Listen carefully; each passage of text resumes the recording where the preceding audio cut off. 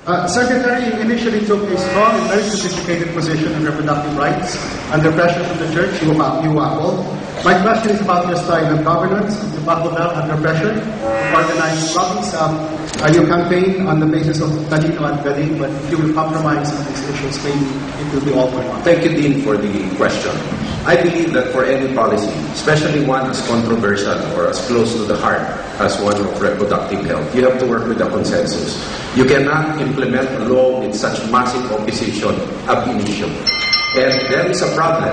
The problem is population management. Yet the debate is focused on whether or not the RH bill is the proper response. We must move ahead and move forward, get a consensus, respect moral choice, and government should respect whatever personal moral choice a person has made. Thank you, Secretary. Secretary, saan po ang pinakadiklit na katutubong pamayanan na inyong napuntahan at nakita ang kalagayan ng mga katutubo? And second, your ad says, posible. Is it possible that you would defend indigenous peoples when our rights to land, environment, and culture are threatened by mining, megadams, logging, and other destructive projects? Thank you for the question. Ang pinakadiblit na napunta ako, pinakamahirap puntahan sa Accra sa may salapatan. Doon na may mga konting tinggian doon. Hindi naman katarnihan.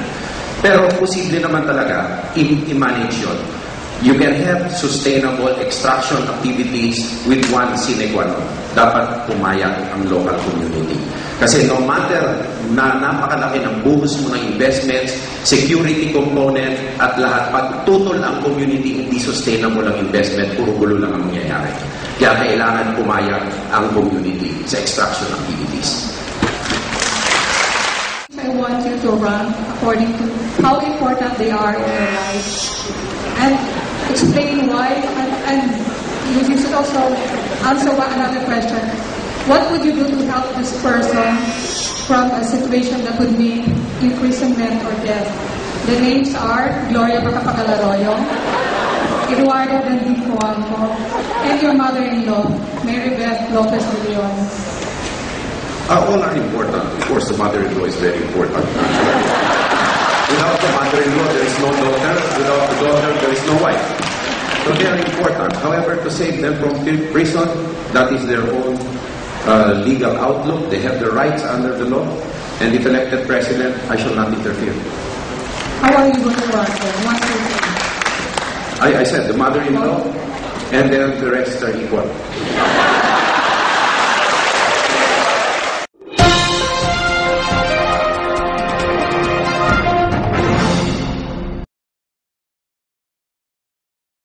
Defense Secretary was marked by restiveness within the military, including the siege at Peninsula Manila and the standoff at the Marine headquarters.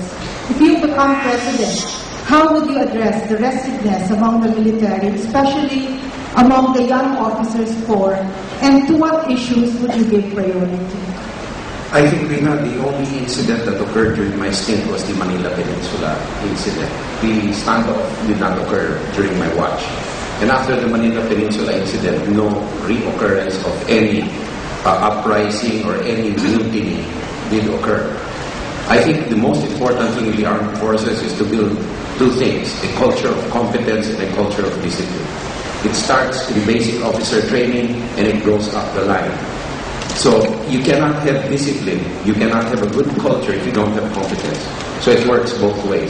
Secondly, we really have to address the material needs of the armed forces, which is really not addressed by our modernization budget. 5 billion pesos a year may look big, but it is not enough. I give an example. Taiwan recently bought 60 utility, not even combat, utility helicopters for $3.1 billion US, $51 million a piece. That's 2.7 billion pesos per helicopter when our modernization budget is only 5 billion a year. These two things have to be balanced and have to be met. If elected president, what concrete reforms would you enact to make the SK more effective and relevant at present? I think it also could stand with a little bit of adjustments in terms of organization. At times, it's quite big because every barangay you have 8 aside from the Sangguniang barangay. I would feel that while retaining the separate identity of the young, there should be some transition from the SK to regular politics. Maybe we might want to review firsthand reducing the age for electing councilors to 18 years old. Perhaps that would make the transition between purely youth issues in actual governance by way of community governance more apparent. There are benefits to SK because you're taught leadership, you are taught principles of governance at a young age, but there are also problems with the SK. We all know sometimes reports of how the SK chairpersons are elected and how big a political contest has become. We'll have to streamline the organization to cure its ills as well as to equip it more for the future.